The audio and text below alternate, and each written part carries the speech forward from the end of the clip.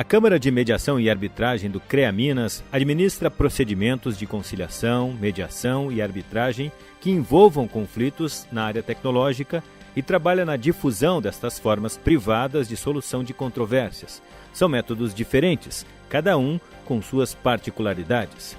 Neste segundo programa, a CMA Responde, a administradora de empresas Ana Maria Chaves Amaral, assistente na CMA, e o engenheiro civil Luiz Carlos Andrade Pimenta, secretário-geral da CMA, respondem a 10 perguntas sobre a arbitragem.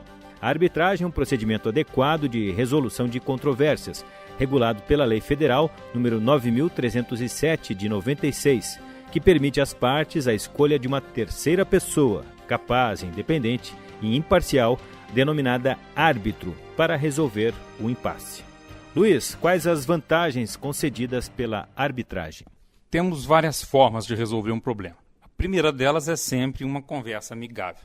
Mas percebendo que não irá adiantar, pode-se usar da conciliação, da justiça comum ou da arbitragem. A arbitragem ela é regulada em uma lei própria desde 1996.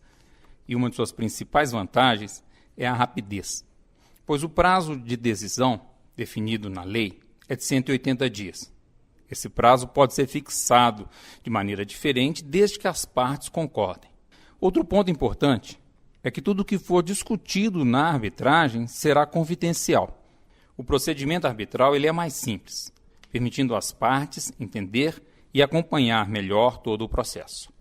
Ana, quais as vantagens da arbitragem que é conduzida pela Câmara de Mediação e Arbitragem aqui do CREA Minas? Além das vantagens já ditas pelo Luiz, a arbitragem realizada na CMA conta com a lista de especialistas formados nas áreas de engenharia e agronomia, o que permite um melhor entendimento na hora de decidir sobre os conflitos que envolvam esta área. Em se tratando de arbitragem, poderão ser resolvidas questões que envolvam direitos patrimoniais disponíveis, ou seja, tudo aquilo que possa ser negociado, como compra e venda de imóveis, obras vizinhas, problemas contratuais, construção, condomínios, honorários, entre outros. Importante destacar que não se trata apenas da área de engenharia civil, mas também das engenharias elétrica, mecânica e demais, bem como na área de agronomia. Luiz, quais conflitos não podem ser resolvidos por arbitragem? É como falou Ana Maria. Na arbitragem somente resolvemos conflitos que envolvam direitos patrimoniais disponíveis. Então, os problemas que envolvam direitos indisponíveis não podem ser objeto de arbitragem. Esses direitos só podem ser resolvidos pelo Poder Judiciário, como, por exemplo, direito de família, um crime, tributos e outros.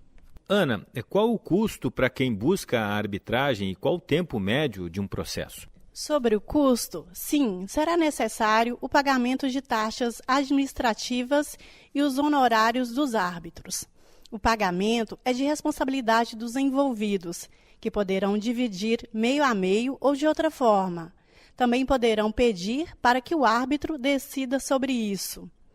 Com relação ao tempo, é o seguinte: se as partes, ao início, não estabelecerem prazo de término, será adotado o prazo legal, que é de 180 dias. Vale destacar a celeridade deste processo diante da demora em um processo judicial. Luiz, uma questão que é bastante importante: quem pode ser o árbitro? Qualquer pessoa maior de 18 anos, capaz e que for de confiança das partes, poderá ser árbitro. É dever desse árbitro agir de forma independente e imparcial. Ele não pode ter nenhum interesse no resultado da arbitragem. Nossa Câmara conta com uma lista de especialistas capacitados das áreas do direito e das engenharias e agronomia que podem ser indicados como árbitros. O árbitro ele é escolhido pelas partes. Poderá ser um ou mais árbitros, mas sempre em número ímpar, dentre aqueles que tenham conhecimento específico sobre aquilo que será discutido durante a arbitragem. O árbitro dará uma decisão. Esta decisão, Ana, serve da mesma forma que a decisão de um juiz? Sim, a decisão do árbitro, que se chama sentença arbitral, tem o mesmo efeito que a sentença judicial. É importante ressaltar, Diante do não cumprimento da decisão, você poderá executar a sentença arbitral através de um processo de execução que ocorre no judiciário. Então, pelo que eu percebi, é necessário que as partes coloquem em um contrato que querem a arbitragem. Mas, e se no contrato não existir esta cláusula, Luiz? As partes devem colocar no contrato uma cláusula que chamamos de cláusula compromissória, dizendo que caso ocorra algum problema futuro no contrato, eles escolherão resolver esse problema pela arbitragem.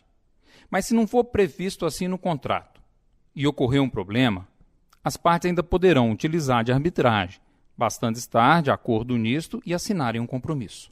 Mas que documento é este? Como o interessado deve proceder? Este é um acordo que é escrito entre as partes, assinado por elas e mais 2 testemunhas, em que dizem concordar com a utilização da arbitragem. Esse documento também pode ser feito por escritura pública. Ele se chama compromisso arbitral. Ana, e se outra parte não quiser resolver o conflito através da arbitragem, o que pode ser feito? Bem, uma vez que se acordou e colocou em contrato que os conflitos serão resolvidos através da arbitragem, assim deverá ser feito. O judiciário não aceita resolver estes conflitos, uma vez que decidiram resolver pela arbitragem. Uma última pergunta, e se uma das partes não concordar com a sentença arbitral, Luiz, é possível modificar esta decisão? Não, esta é uma decisão irrecorrível. O simples fato da parte não concordar com a decisão não permite que a mesma seja alterada, pois a sentença arbitral possui caráter definitivo. É importante lembrar que é possível haver conciliação durante a arbitragem. Isso está previsto até mesmo na lei de arbitragem.